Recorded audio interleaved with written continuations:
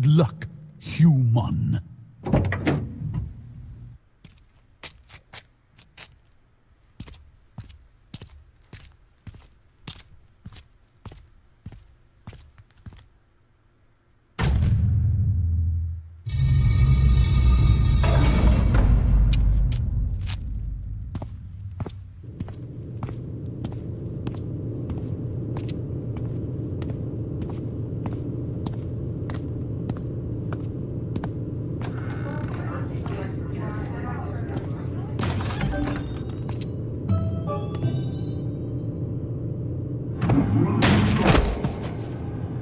Good game.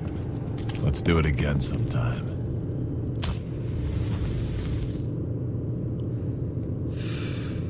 Oh, hey, it's you. All right. Come on, I'll lead you in. Name's Samson. Brock Samson. This friggin' place is like a maze. Ah, Mr. Sampson, I'd lost track of you for a moment. And you've brought the player! Splendid! On behalf of everyone at the inventory, I cannot begin to express our unbridled elation to see you return for another night of high-stakes poker. Yeah, speaking of high stakes, things may have gotten stabby over in the mumbly peg room. Mr. Sampson, I once again remind you that the inventory is not your personal abattoir. Yeah, send the cleaning bill to Venture Industries. That's what you said the last time.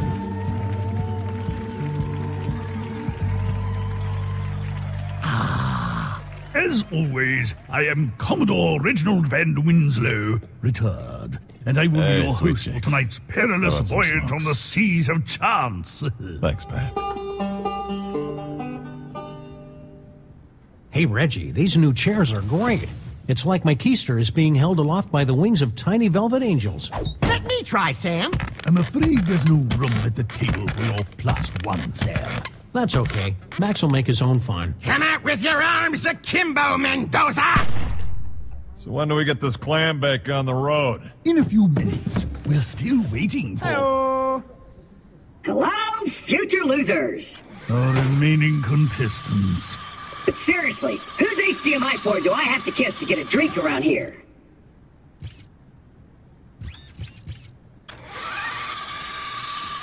Ooh, I really love what you've done with the place. Very, Boardwalk Empire meets Silence of the Lambs. As I was saying, your Can we get going? Steve and I have a tea time at Spyglass. I suppose we should. I'd hoped our final contestant would be here by now, but it appears that we'll be one short tonight.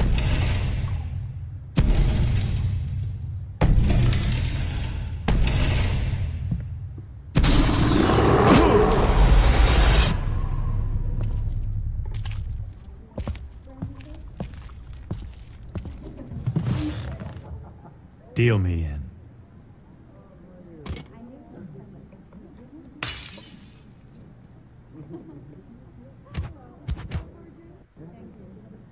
As always, the tournament buy-in is $20,000. The name of the game is Texas Hold'em. Hei og hjertelig velkommen tilbake igjen til en ny gaming-video. Mitt navn det er Nord Channel, og I dag så skal jeg spille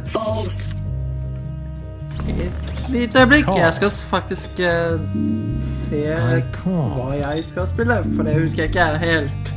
Jeg har ikke navnet I hodet, men jeg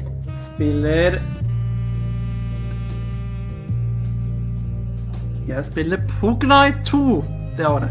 Jeg måtte bare sjekke på et lite dokument jeg har skrevet her. Jeg spiller PokerNight 2, et veldig, veldig bra og morsomt pokerspill, som ofte ganske moro. Skippy, it's way or ye earn day. De har jeg kjenner ikke så veldig mye til de folka her, annet enn Claptrap og Brock og Sam faktisk, eller Sam og Max som de heter. Dette er et spill som jeg har spilt før på kanalen. Og igjen, jeg spiller bare for moro. Det er ikke snakk om ekte penger. Jeg er ikke den som spiller poker på ekte, men jeg liker veldig, veldig godt en del av de pokerspillene som er gratis å spille, og veldig, veldig morsomt. Så, altså basically, du skal jo prøve å da konkurrere ut alle, uten å miste alle pengene dine. Som dere ser, jeg har ikke de beste kortene, jeg har ikke de beste kortene, og det er egentlig litt dumt. Someone want to poke the new kid with a stick? I do it, but I've had really bad luck checking corpses. Check. Jeg har veldig dårlig kort, så jeg kommer bare til å sjekke. Altså det vil si at jeg banker i en hånd i bordet da. You folded? Yep. I didn't predict that. Now I have to reprogram my AI again. Destroy all humans, down with the new flesh. I kind of thought there'd be one of those Walking Dead guys at the table tonight. You know how it is with video game characters. Give them a little bit of fame and it all goes to their heads. Ash grabs the pot. I was probably bluffing that time, but thanks for playing along. Ja, du tjener jo ikke så mye da, egentlig. So like I was saying, even secondary characters like that goofball Larry wanted script approval. What a jerk. Max and I have been around for 25 years, and even we don't get script approval. Don't have a cow, man. What about the zombies? They're not so good with the repartee. There was talk about overdubbing them, but that got us in trouble with the zombie unions. Hey, you gotta watch out for those guys. They'll eat you alive. Det er veldig mye snakking blant de karakterene her. Jeg skal faktisk se om jeg ikke får gått inn på innstillingene her og fiksa på så at subtitles kommer på. Skal vi på se subtitles on. Sånn, ja.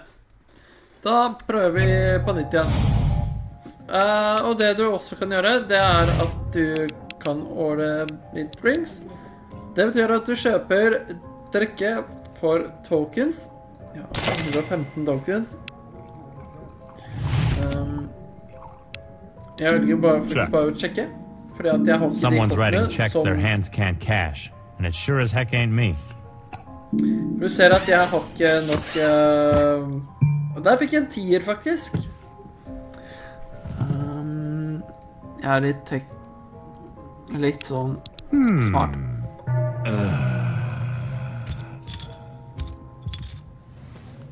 Let's raise. Nope.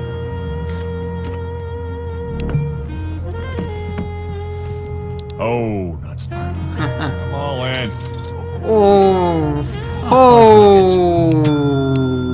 Well, I probably wouldn't have done that. Whoa. But I'm not you. Hold on, Sam. Hold on. I knew it. come on. Knew it. Jeg visste det. Jeg visste at han hadde en 10er. Seieren min, og jeg har slått Brock. The player has two pair. Brock Samson has Jeg har two slått pair. Brock The player allerede wins etter with 2 an ace runder. kicker. Brock Åh. Samson has been eliminated. This is a joke, right? I'm not very good at jokes, but here's one. What's yellow and black and red all over? What? Brock Samson if he doesn't leave this table. Good one.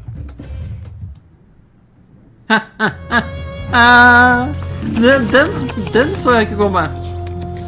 Og jeg får faktisk den samme hånda, se. Wait a minute. This run of crummy cards is just one of your twisted little experiments, isn't it? Maybe. Or maybe you're just too cowardly to turn lemons into lemonade. Og vi raise it. Oh, Fordi yeah. jeg har... I definitely made the right decision. Calling? I call. Oh, Sam da! I'll check that. Well, I'll keep this friendly. I'm trying to figure out what you're thinking, and it's making my brain hurt. I fold! I'll bet.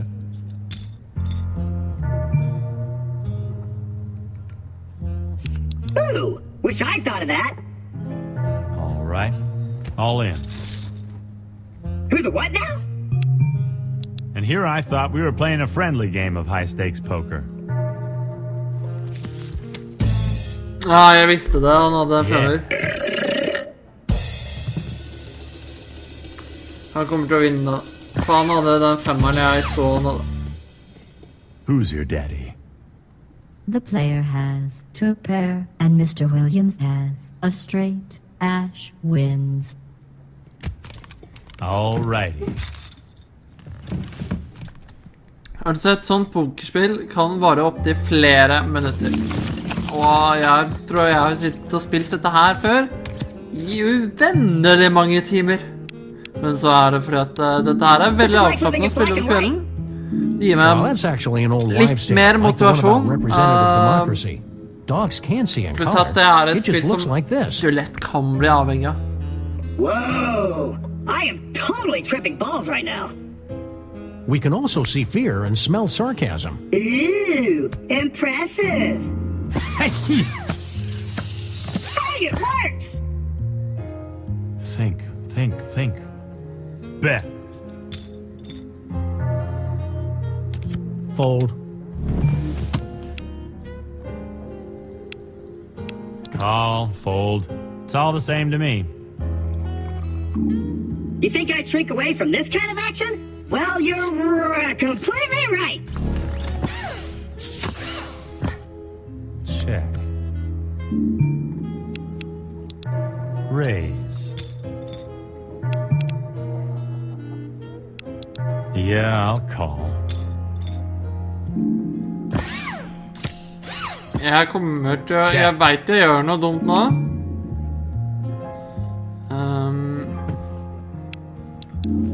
The player has ace high. And Ash has a pair of twos. Ash wins the hand. Another pot for me? You shouldn't have.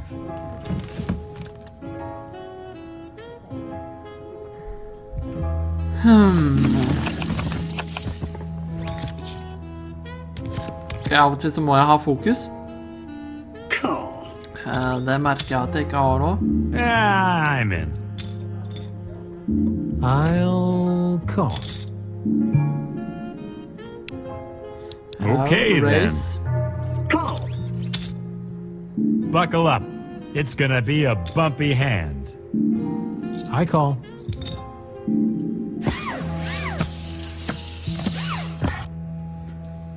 Åtte, 9, 10, 11. Vet du hva, da better jeg ganske høyt nå, faktisk. Jeg føler jeg Is that a big bet? I've kind of lost track. Fordi at dette How do you get through all your crazy adventures without any shoes? En veldig bra hånd. Same way you get through yours without a hat. Akkurat nå. But I don't need a hat. Exactly. That's not really an answer. Isn't it? Jeg skulle gjerne hatt en it's dame. not. And Jeg that's skulle why gjerne I don't hatt wear en dame. shoes. And also because shoes make him look like a big brown clown. All in. Ok, jeg har gjort noe dumt. Jeg har gjort noe dumt. Veldig dumt. I call. The player has ace high. Ashley has ace high. Sam Faen. has a pair of kings. Fader. On the side pot, Sam Ikke wins the språkbruket. hand. And on the main pot, Sam wins. Hey, I won. Neat. Men anyways, The player has tusen takk been for at eliminated du due to ser lack of på funds and min kanal. intelligence. Abonner gjerne. Don't worry, it's only money. Oh, that's right. Trykk You gjerne humans follow. need money, don't you? Det betyr jo egentlig det samme som abonner, men abonner gjerne, og trykk en like, og så ses vi i neste Night Poker 2. Vi ses, vet du.